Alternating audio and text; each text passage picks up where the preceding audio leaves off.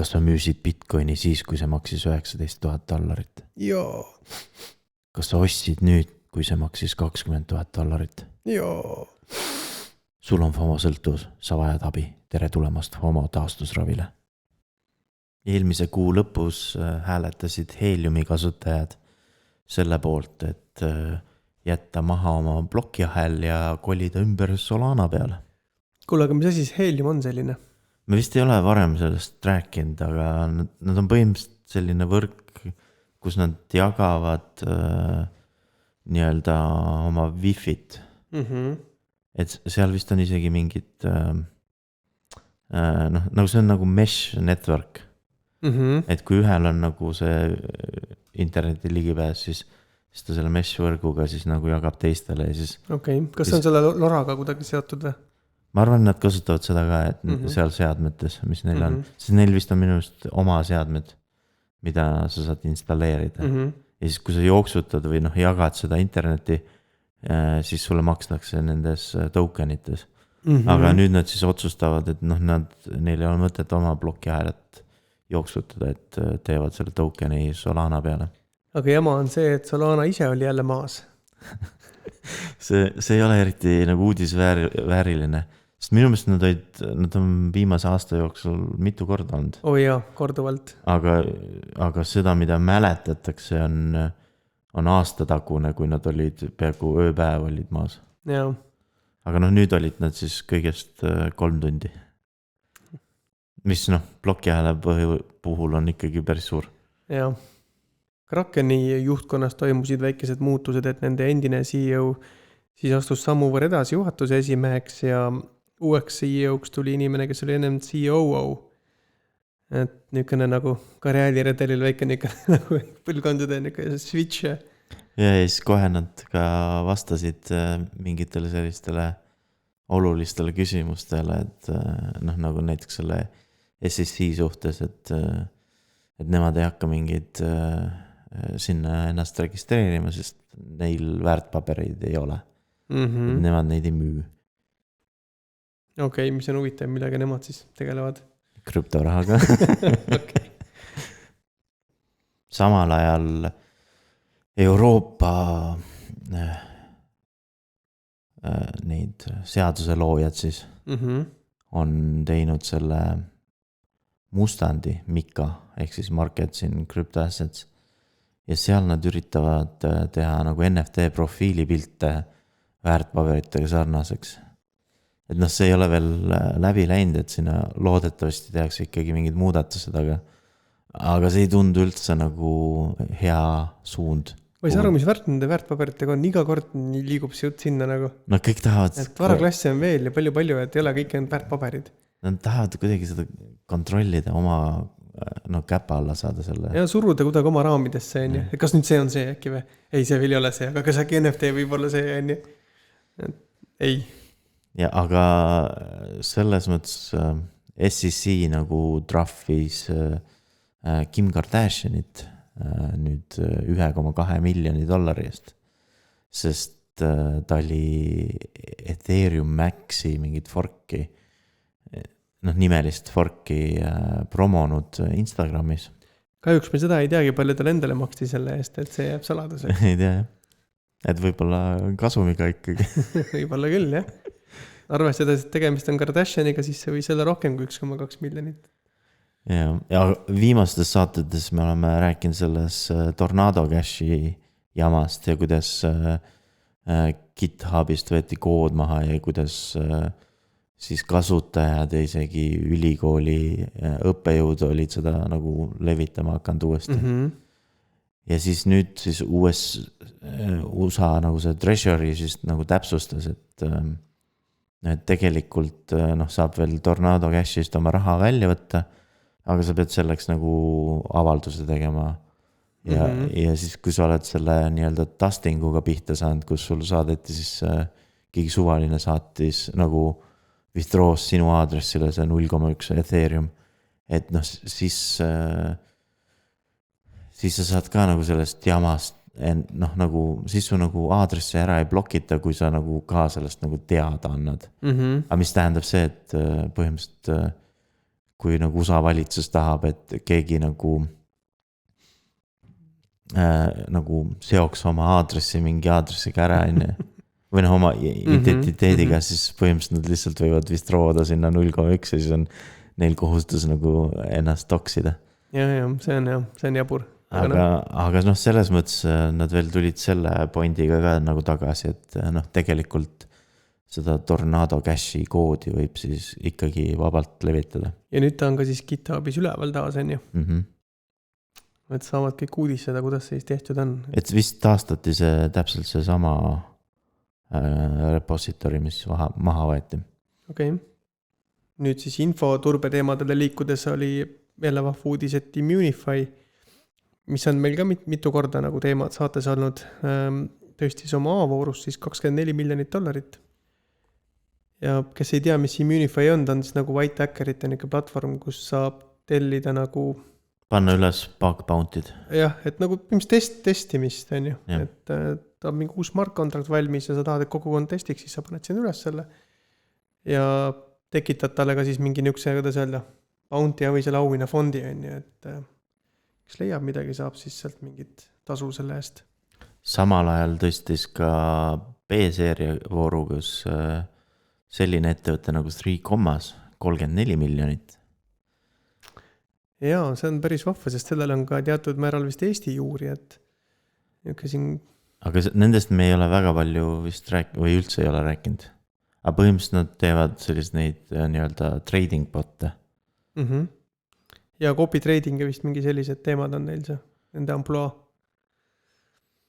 Ja nüüd Hispaaniasse liikudes, siis see on suur telko, Telefonica, võimaldab ka nüüd krüptoraha eest e-poes osta. Tõenäoliselt siis mobiile ja mingid sellist värki ja mingid aksessorid ja seadmed, mida nad seal müüvad.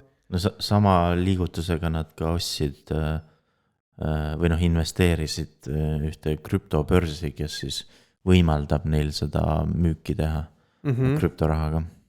Ehk siis nad ilmselt ikkagi switchivad kohe ära, on ju.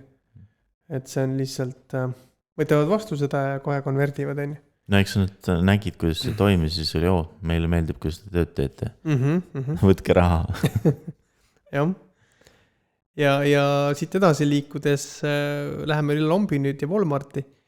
Ja nemad on ka metaversi liikumas siis, on ju, või noh, tegemas sellist. Aga selleks metaversiks on Roblox, mis tegelikult kvalifitseerub küll metaversiks. Jaa. Et võib isegi öelda üks suurim, et peale nagu nii-öelda Minecrafti. Ja oluline erinevus on võib-olla see, et ta on veel nagu siis see Web2 metavers on ju, et seal ei ole krüptot otseselt veel sees või noh, plokiahela tehnoloogiat küll, aga kaudselt, sest ka nemad ju toimetavad oma tokeniga. Et mis on siis Robux. Ja neil oma raha. Et see on niisugune sammuke selles suunas, aga ütleme, et nad on veel seal. Ja tegelikult Roblox ja Minecraft on natukene isegi sarnased Sandboxiga, sest nad mõlemad nagu annavad kasutajatel nagu tööriistad, et ehitada seda maailma ja siis mingit story't nagu luua või mingit mängu seal selles maailmas luua. Jah, lihtsalt marketplace on veidi teistmoodi, kui Robloxil on süsteemi sisene marketplace, et sa saad, kasutajad saavad küll selle asset'id vahetada üksteisega ja raha eest ka, on ju. Müüa seda, siis Sandboxil on see asi natuke avatum, et võime ka täiesti eraldi kaubelda, et kuule, mul on vaja treppi, on ju. Sa teed mulle trepi ja me lepime eraldi kokku selle asja, et selle jaoks me ei pea seda tehingut Sandboxis tegema, on ju. Aga huvitav, mida see Walmart siis hakkab seal Robloxis tegema, et hakkavad mingid mänguassetid müüma Robloxi sees või? Võib-olla teevad äkki oma niukseid kampaania maailmasid siis mingites. Või hakkavad Walmarti brändiga piima müüma või? Võib-olla jah, või midagi sellist, et mängupiim. Eks seal saab vahvad asja teha. USA teemadel jätkates siis Stanfordi ülikooli plokiahela teadurid pakkusid välja nagu uue tokeni standardi. Milleks on, tegelikult nad on ERC20 ja ERC 721 koopiad, siis nemad pakkusid välja, et lisada selline uus nagu moodul sisse juurde, mis siis võimaldaks tehinguid tagasi pöörata. Mis on päris huvitav tegelikult, et kuidas nad seda mõelnud nüüd on, et võiks mingi aeg uurida, et kas seal saab siis ükskord seda teha või kuidas ta nagu, ta tühistab ära lihtsalt selle sama tehingu, aga siis kui kaua seda teha saab selles mõttes, et kas ta on piiratud mingil ajal, et kui sa, ma ei tea, 7 päeva jooksul tagasi lükka seda, et siis päris niimoodi ei ole äkki, et ma võin nagu aastate tagusid asju hakata nagu revertima, et no, aga see, nende nagu ettepanek oli see, et siin tekivad nagu sellised nagu vahekohtunikud, kes siis nagu hääletavad või siis nagu rahuldavad neid kaebusi, on ju. Aga siis krüpto Twitter läks sellest suht pöördesse, et see läheb nagu suht krüpto nagu selle hiitosega nagu vastuollu. Okay. Ja siis nad pidid seletama, et me ei kavatse nagu, me ei taha nagu olemasolevaid kontrakte muuta, et me lihtsalt pakkusime välja nagu ühe täienduse. Mingi standardne kiht, mida sa võid siis rakendada, aga ei pea. Et iga token võib ikkagi nagu valida seda, et kas nad tahavad, et sul nende tokenil on see võimalus või ei ole. Jaa, sest sa saad ka täna tegelikult seda oma tarka kontrakti lepingusse teha, on ju. Lihtsalt ta ei ole standardiseeritud, iga üks teeb seda ise moodi, on ju. Seal ei ole ühte mudelit, et okei, kõik teeme kõik niimoodi, on ju, et siis ta töötab. Et jaa, aga meil Ameerikas siin kui edasi liikudes on tore uudis, et Apple ütleb, et täiesti okei on, kui ta nüüd mobiilirakendustes müüte ka NFT-sid. No, aga teatud tingimustel, on ju. Et see aga on selline, et nad tahavad võtta 30% vahelt kõigilt nendelt tehingutelt. Ja neid tuleb siis nende selle in-app purchase'ite süsteemiga nagu liidestada. Ma ei tea, kuidas sa saad nagu, kas sa pead nagu, kui sa tahad Ethereumist nüüd osta NFT, mis on Apple'i rakenduses, sa pead siis kõigepealt nagu kõigepealt saama oma Ethereumi vahetada siis korraks nagu rahaks, siis seal in-app purchase'is siis selle asja ära teha ja siis tagasi Ethereumiks või kuidas või nad ise hakkavad nüüd pakkuma tegelikult krüptomakseid, et siis nagu. No see muudaks kogu selle asja jumal mõttetuks, sest sul on juba OpenSea, kes võtab mingi 2,5%. Siis võtab see projekt ise 2,5 või 5 või isegi rohkem protsenti ja siis tuleb sul veel mingi 30% Apple'ilt, et see ei ole nagu. Aga ta tähendab seda, et Apple hakkab neid lubama. Et täna ei ole üldse ju Apple'is võimalik nagu normaalselt NFT-dega toimetada või sa pead seda siis. No OpenSea'l on vist krediitkaardi võimalus. Jaa, aga see ei ole, neil ei ole vist native appi kui sellist ju. Et official Apple'i peal üks rakendust, kus aga sul Apple'i peal ei ole mingi virtuaalkrediitkaart või? On ikka, Apple ise ka pakub ju Ameerikas niukest nagu isegi seda laenuteenust on ju. Sisuliselt sa saad juba osta NFT-sid ilma Apple'i nende in-app purchase'iteta. Jah, aga sa ei seda nagu äpis sees teha. Yeah. Et see on nagu, ma tundub, et nad pakuvad seda just, et äpis sees on ka nüüd okei teha. Ja, aga sellise mugavuse ees sa elu sees ei hakka maksma 30% rohkem. Et ma ei usu, et keegi seda hakkab tegema.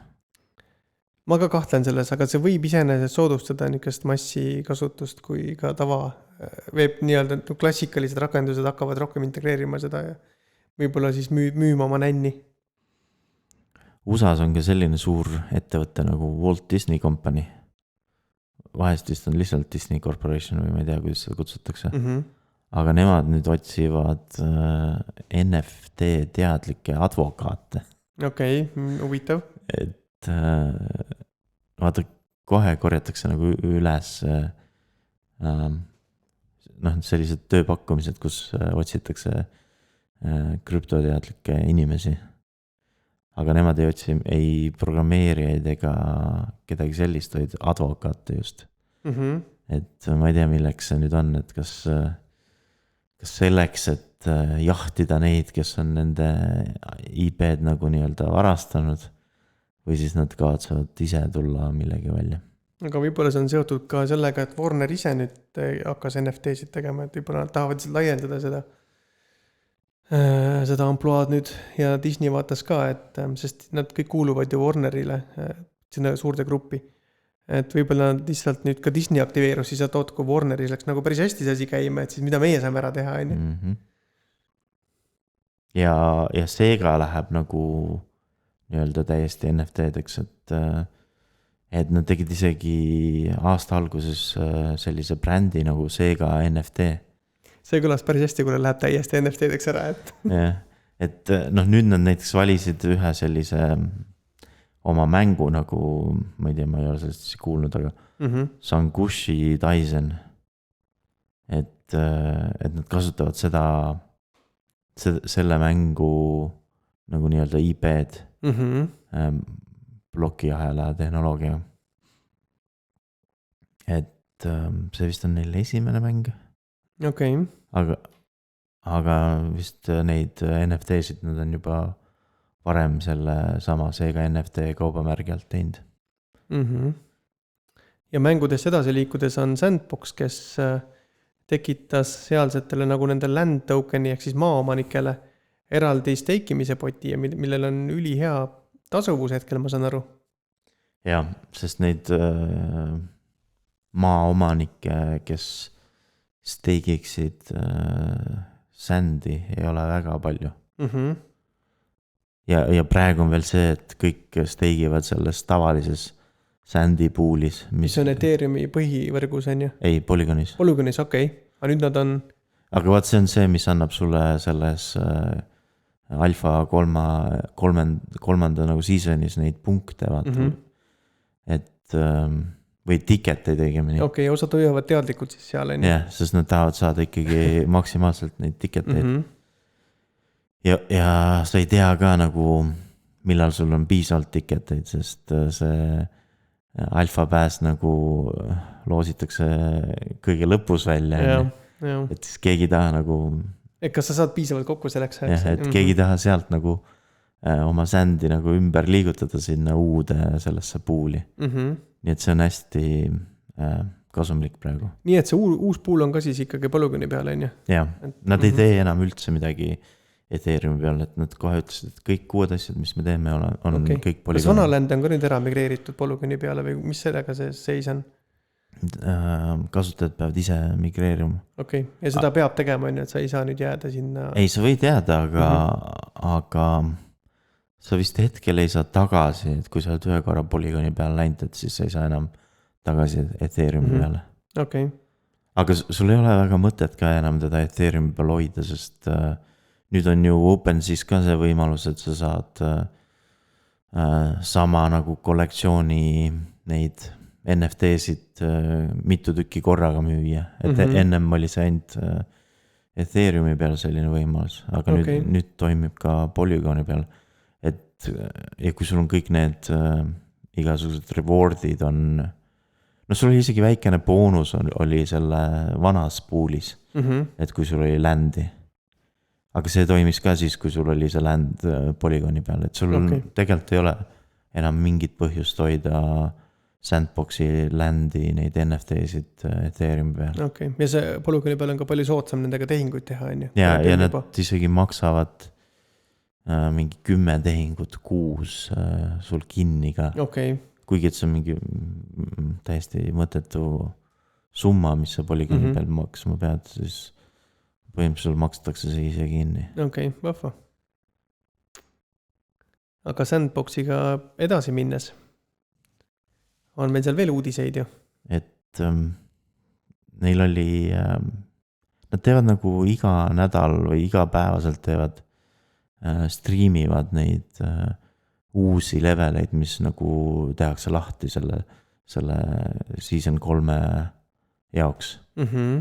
Aga siis ühes saates käis neil siis Deadmau5 ise nagu seal striimis. Ja tegid sellised väikse intervjuu. Ja ma ei tea, ma võib-olla olin sellest nagu varem lugenud, aga mul nagu ei olnud aktiivselt meeles, et Deadmau5-il on tegelikult programmeerija taust. Siis ta teeb seda nagu graafikat, on ju? Jah, sest nad rääkisid näiteks hästi palju nad rääkisid shaderitest, faili formaatidest ja üldse nagu sellest demosiinist, kus ta nagu pärit on.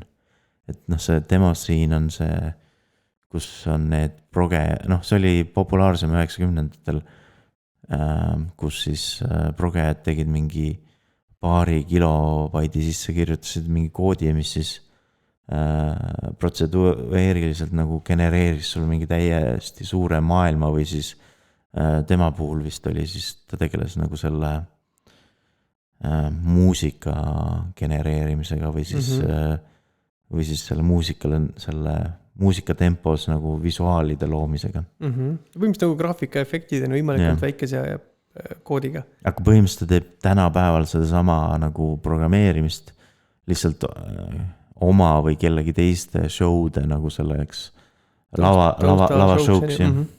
Et kõik need visuaalsed efektid, mis tal seal lava show'des on, et neid ta siis programmeerib.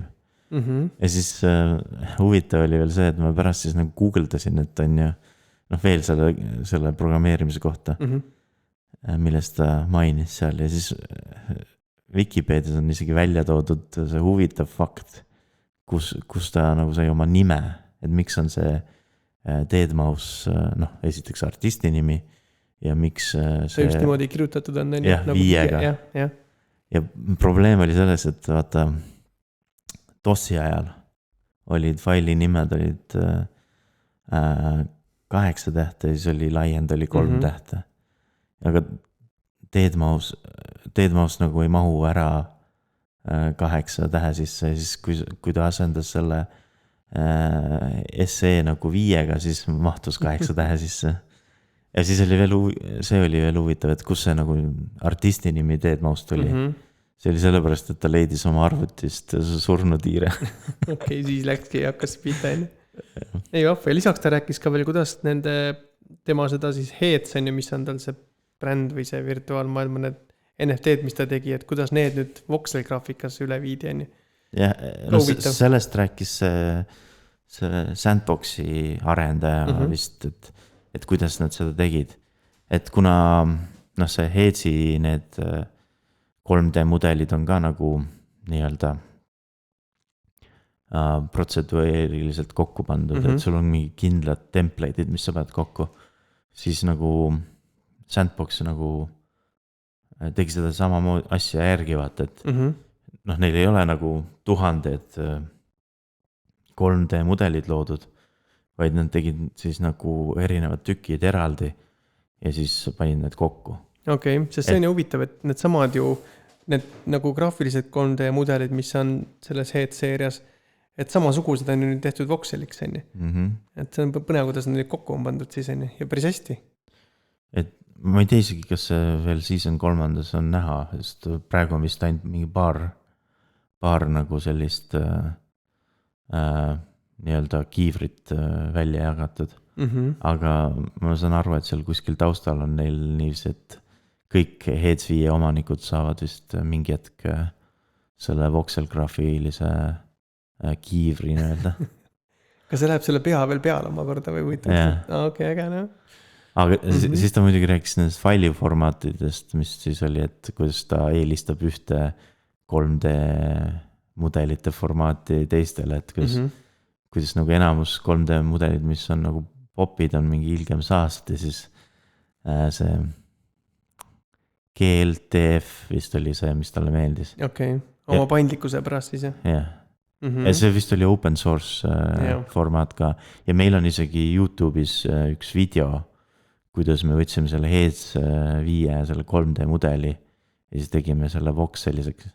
Et vaats meie nii-öelda see pipeline oli palju keerulisem kui neil, aga me oleme põhimõtteliselt juba selle Heads 5 importinud Sandboxi sinna Vox editisse. GLTF-i pluss on see ka, et ta on JSONis on ja et on arendajatele hea lugeda, et see ei pea nagu binaris või matemaatiliselt tohutult arvestama, et kus maalt nüüd sa loed ühe sektori sisse ja kus teise on ja et see on nagu juba, ta on juba nagu ja siis ta võimaldab veel seda ka, et kas see nii-öelda JSON fail nagu viitab selle pildimaterjali nagu binary failidele või siis sa teed base 64 encodingu ja paned selle pildi binary ka sinna JSON-i faili sisse. Nii et ta toetab mõlemad siis enne Jah. viidet kui kohe embedimist. Ja võib-olla üks asi, mis veel oli nende peadega väga huvitav tegelikult on ju see, et see on ka üks use case, kuidas seda sama NFT-d kasutada mitmeotstarbeliselt, millest me oleme ka ju rääkinud, et sa saad seda, sul on see graafiline pea, sul on nüüd sellest nii-öelda kloon mängu jaoks on ja võib-olla tuleb veel kuskil mujal mingi tegija, kes tahab sellest natuke oma modifikatsiooni teha, aga see baseerub kõik sellele ühele mudelile, on ju. Et eks näis, võib-olla see ei ole midagi, mis see season nagu tuleb kasutajatele, aga järgmises Sandboxi seasonis on neid avatare peaks olema veel rohkem juba. Jaa. Sandboxis on ka muidugi Warner Music Group ja nemad avaldasid nüüd veel ühe uudis, et nad teevad koostööd ka OpenSea'ga. Et OpenSea'l on siis plaanis tulevikus teha sellised spetsiaalsed nagu landing page'id. Artistide niisugused nagu promolehed siis põhimõtteliselt on ju. Ja siis põhimõtteliselt, kus see Warner Music Group siis nagu koostööd nagu teeb, ongi see, et neid landing page'e siis iga artist saab nagu endale ühe. Väga äge. Et see, ma saan aru, et see saab siis nagu, nad saavad nagu veel nagu sellise nagu custom kujunduse sellele oma landing page'ile. Veidi oma näole siis võib-olla või vastavalt muusikastiilile muutub midagi. Jah, et see ei ole see tavaline see nagu list nendest NFT-dest, mis sa müüd, vaid sa võid täiesti omanäolise nagu nii-öelda kodulehe sinna teha. Ja see näitab seda ka, et see maailm on alles alguses, et see NFT, seal võib olla mida iganes, kas hetkel me räägime ilmselt küll mingist nännist ja niisugust kollektsionääri kaubast, aga tõepoolest avatarid, mingid mänguelemendid, muusika kas või ise on ja et nii palju võimalusi on. Ja see võib-olla isegi on selline, et sa ei saa arugi, et sa oled tegelikult OpenSea lehel. Et sa lähed selle artisti lehele kuskil nende enda koduleheküljel, aga tegelikult sa oled, mingi alamleht on, ma ei tea, kas alamdomeeni peal ja siis see on nagu tegelikult näitab seda OpenSea mingit custom nagu lehekülge. Ja et tehingud oleks veel odavamad, on nüüd OpenSea lisanud ka optimismi toe. Jah, et eelmises saades me rääkisime, et nad lisasid Arbitrumi ja siis me mõtlesime, et huvitav, et millal siis optimism tuleb ja läkski ainult vist nädal aega ja nad kohe teatasid, et meil optimism ka nüüd. Ja need 3 ongi vist kõige tuntumad tegelikult nii-öelda Ethereum L2, et ongi see Polygon, Arbitrum ja Optimism. Ei Polygon on NFT-de poolest väga popp, aga eks nüüd Optimism ja Arbitrum saavad nende viimaste uudiste põhjal popimaks, sest praegu on seal mingid väga mingid kahtlased või väga lambi NFT-d. Okay. Gary Vaynerchuk siis teatas, et nüüd nad teevad pehmeid mänguasju. Oho. Ja see on tehakse nagu selle ühele NFT projektile, mis tal juba oli tehtud, et see on see VFriends. Et siis selle VFriendsi kujunduse järgi lõid nad pehmed mänguasjad ja siis neid hakatakse müüma Macy's ja siis mingites muudes USA kuidas poodides. NFT-dega seotud on? Kas sa saad NFT omanikule mingit boonust või? Seda ma ei lugenud välja. See on huvitav, seda võiks täitsa uurida, et... Aga põhimõtteliselt neil on sama kujundus nagu nendel NFT-del. Jah, nagu siis võib-olla on see lihtsalt nagu cross-promotion, et üks toetab teist. No ta ütles ka, et ta ei pea nagu seda VFriendsi enam NFT ettevõtteks, vaid see on nagu selline transmedia ettevõtte. Leidis mingisuguse kuldse kesktee. Aga Hugo Boss on ka tulemas ju nüüd NFT maailma. Jah, et nad teevad koostööd sellise projektiga nagu Imaginary Ones. Ja see Hugo Bossil on natuke, see on hästi keeruline, et neil on see Hugo Bossi bränd ja siis neil on veel Hugo bränd. Ja Hugo bränd on siis nagu mõeldud vist nagu mingi noortematele inimestele. Ja siis põhimõtteliselt selle Hugo brändiga nad siis kavatsevad neid riideid siis metaversi tuua. Ehk siis oma avatarid nagu soliidselt riidetada, on ju. Jah. aga noh, see on põhimõtteliselt lihtsalt see, et sul on särk, millel on Hugo peale mingi logo peale pandud. See ei ole logo ka, ei osadel on logo. Või see nimi on põhimõtteliselt juba logo. Tavaliselt ta niimoodi on jah, et kuidas sa ikka flexid, kui sul on see. Jaa, aga mõnes kohast nad teevad selle natuke nagu selliseks, et ei ole nii obvious, siis nad lõikavad selle Hugo teksti nagu nii tükkideks, vaata. Okay. Ja siis viskavad särgi peale.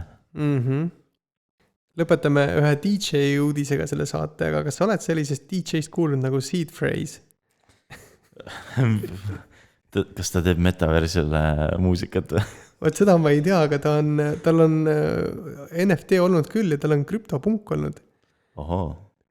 Ja ta müüs selle nüüd maha lausa 3300 Ethereumi eest.